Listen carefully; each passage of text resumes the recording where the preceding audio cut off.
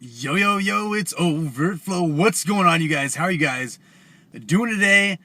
I'm actually doing a different type of commentary video for you guys today. It's going to be a scary story, a creepypasta, if you will, and just a story that my dad used to tell me when I was younger. I was a little boy at the time, and this story was one of them that I just loved it when he told me this story because it was scary to me as a little kid, but it was also had enough elements of humor to really entertain me. So I just got done with the gym, boom, hit triceps, you know what I'm saying? And yeah, let's get right into the story. Little vlog for you guys, change it up. That's what I do. Once upon a time, and this story is called The Blueberry Pie. Once upon a time, there was a little boy who loved sweets. He loved all types of candy and all this stuff, and he would beg his mother for candy all the time. And that's just what he loved. He didn't want dinner, he just wanted his candy. And one day he came home, and there was a delicious aroma filling the air. His mother came out of the kitchen and said, "Hey, I'm baking you your favorite. I'm baking you a blueberry pie, but you have to eat all your dinner tonight. And I'm going to let the pie sit out overnight, and it will be done in the morning. And in the morning, you can have some. You can't have any tonight, though, all right?" And so the little boy, kind of agreed to this.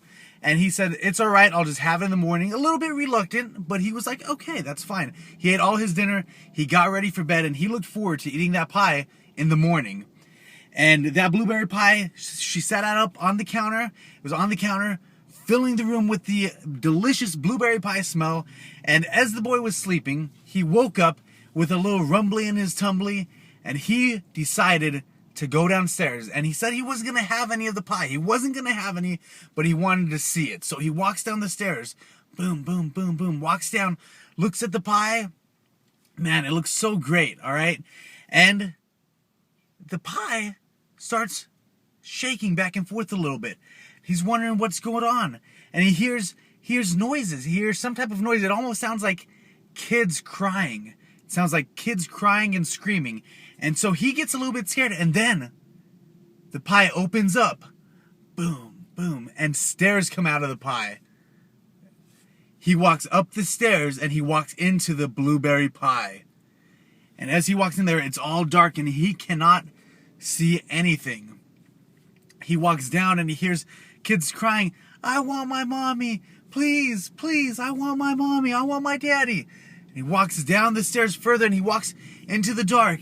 And he pulls out his flashlight and he shines it at the ground and he sees all these candy wrappers all over the ground. And he steps on them, crunch, crunch, crunch, as he's walking. And then he finally sees all these kids, 10, 20, 30 kids, all in the blueberry pie.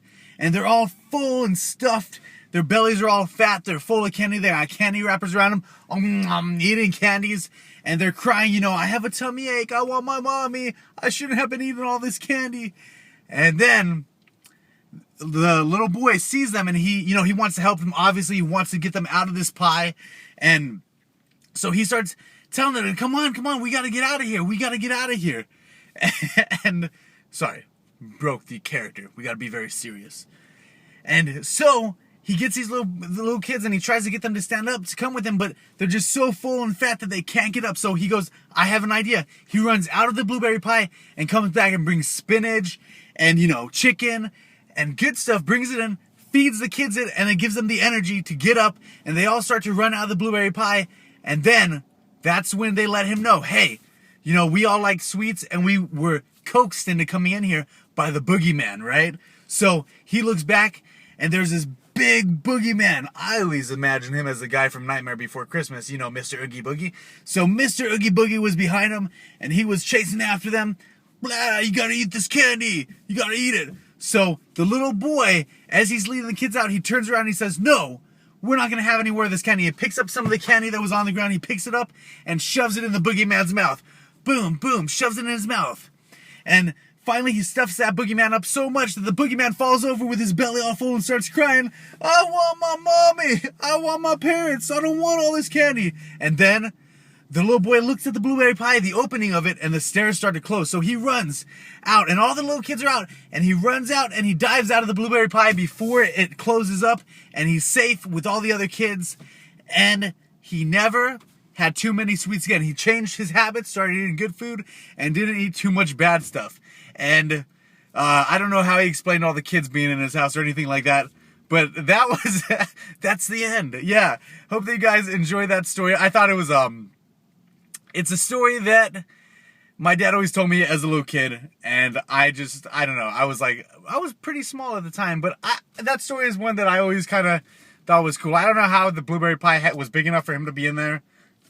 No idea. Don't know who the boogeyman was, but I thought that the story was entertaining, and it's more of just a fun thing for you guys. Happy Halloween. I hope that you guys definitely enjoy it. Have a good time on Halloween, man. Let me know what you guys are doing.